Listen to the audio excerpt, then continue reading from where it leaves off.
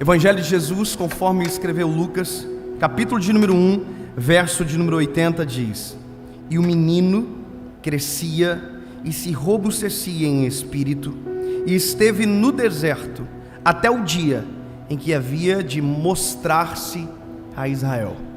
Sabe, isso é claramente alguém que Deus tem um propósito extraordinário, respeitando o tempo, para que na hora certa aconteça, e que para que na hora que acontecer, verdadeiramente seja eficaz, verdadeiro, genuíno. Então veja, isso é a prova que Deus não pula as fases, que Deus respeita o nosso tempo, que Deus respeita a nossa forma, que Deus respeita nossas capacidades, até porque Deus nunca vai nos exigir algo que Ele não nos deu. Deus sempre vai nos cobrar dentro daquilo que está em nós. Veja, isso é a forma de Deus agir. Mas qual é o problema? O problema nisso tudo é a gente. Porque enquanto Deus respeita as nossas fases, nós não respeitamos muitas das vezes a nossa fase. Nós não respeitamos o tempo, sabe por quê? Porque nós queremos acelerar as coisas, nós queremos que seja rápido, nós queremos que seja na nossa hora, nós queremos que aconteça, e porque a gente quer que aconteça, ao invés da gente caminhar, a gente corre, ao invés da gente engatinhar, a gente quer andar, sendo que as fases, quando respeitadas, elas nos resguardam de fracassos. Elas nos resguardam de histórias de fracasso que às vezes seriam evitadas um minuto de espera, um minuto de tempo, de pausa. Então, no afã de querer fazer, no afã de querer acontecer, no afã de pensar que nós estamos com o controle, a gente acaba fazendo com que os acidentes de percurso aconteçam. E veja, eu tenho um filho, e sabe, ter um filho é uma das dádivas que Deus dá para o ser humano. A Bíblia vai dizer que os filhos são heranças do Senhor, e que são os nossos galardões, ou seja, a herança é do Senhor e o galardão é nosso. Como assim? É como se Deus desse um pedaço do céu na terra para a gente. Isso é a coisa mais absurda, é saber que Deus nos galardoa de maneira antecipada através de um filho na terra, é um pedaço do céu. Mas o que isso é relevante dentro desse contexto? Eu vou te contar. Ter filho também é um desafio para a gente que é pai. A gente começa a entrar em competições que não existem. Quais são? Por exemplo, andar. Todo pai que tem filho pergunta para o outro pai: o teu filho já andou? Aí você diz não. Aí ele vai dizer: o meu filho andou com 7 meses. Aí você fala: isso é um alienígena. O meu filho tem 11 meses e não andou ainda. Aí ele vai dizer: olha, você tem que incentivar o seu filho a andar.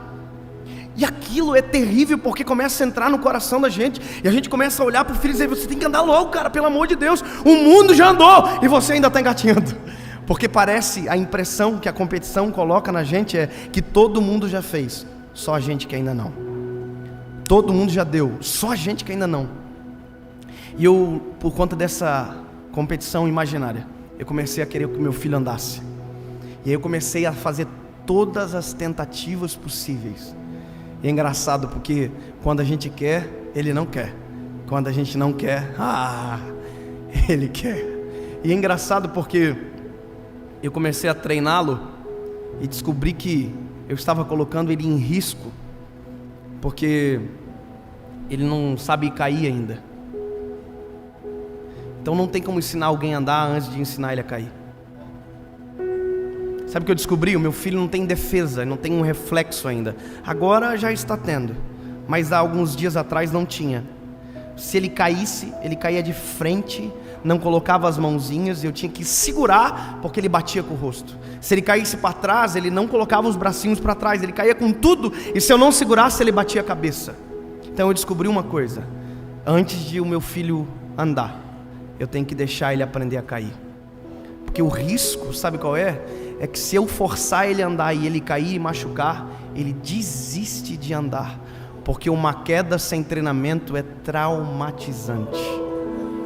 Deixa eu te dizer uma coisa: Deus nunca vai nos expor antes de nos treinar. Se não aconteceu ainda algo que Deus preparou para você viver, não aconteceu exatamente porque você não está preparado para o risco da onde Ele vai colocar você, aonde Ele vai te inserir. Pensa o seguinte: se você está caminhando e de repente você quer correr e não estiver com o caminho, o tênis, o treinamento adequado, a queda traumatiza você, e ao invés de andar, que é o que você fazia um tempo atrás, nem isso você consegue mais. Sabe o que eu acho interessante? A Bíblia vai dizer que antes de João Batista ser a voz que clamava no deserto, ele estava em silêncio, crescendo, enrobustecendo. Sabe o que é isso? É força de dentro para fora. Estava no deserto, o ministério dele seria no deserto, mas enquanto o ministério não está acontecendo no deserto, ele está no deserto em silêncio. Sabe, nós precisamos entender as fases, porque o problema, sabe qual é? É que quando a gente cai, a gente diz: Deus é o culpado, Deus é o errado, e Deus não é o culpado. O culpado é você, que tentou andar antes de engatinhar, que tentou correr antes de andar, que tentou fazer antes de Deus deixar, que tentou sair antes de Deus liberar as portas para você. Deixa eu te dizer, enquanto Deus não dizer vem, não vai. Enquanto Deus não quiser, não queira, porque quem determina o tempo e as estações da nossa vida são o Senhor. Eu quero contar algo pessoal, que parece até irrelevante talvez, mas sabe, todo pregador tem um sonho, e o meu sonho era pregar na Lagoinha, Belo Horizonte. Meu sonho era pregar na Lagoinha, Belo Horizonte. E um dia eu liguei para um amigo meu que tinha um contato, que tinha outro contato, que tinha outro contato, e disse: por favor, me ajuda a pregar naquela igreja. E durante um mês ele correu lá, que não sei o que ele fez, mas ele conseguiu que eu pregasse numa congregação de uma das Lagoinhas de Belo Horizonte. É como se fosse assim, o acesso. Ele ligou para mim e disse: David, eu consegui, você vai pregar lá. E eu, que bênção, cara, valeu, obrigado. E aí eu fiquei feliz, fiquei contente. E quando eu desliguei o telefone, disse: meu amor, o Espírito Santo, antes de eu terminar a frase, disse no meu coração: não vá. Falei: ai, meu Deus do céu, estou ficando um pouco louco aqui, olha, com licença. O Espírito Santo falou assim: quer tomar conta do seu ministério? Quer fazer aquilo que eu, no tempo certo, vou fazer? Eu quase disse: quero. Porque a gente é ser humano, a gente gosta de desafios que não foram preparados para nós. Mas se não foi preparado para nós, não corra uma corrida que não é sua, porque você só vai fazer para se machucar. Me lembro que eu falei para minha esposa: amor, olha, conseguiu, mas Deus está falando comigo que não. A minha esposa é crente, irmão, é crente de dar agonia na gente, porque mulher serve para isso, para equilibrar o homem. Ela olhou para mim e disse: amor, não vá. Falei: mais um, 2-0.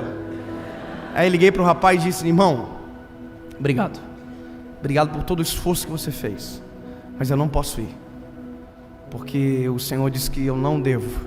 Ele ficou chateado, desligou o telefone, e eu não fui. Era só isso. Só não fui.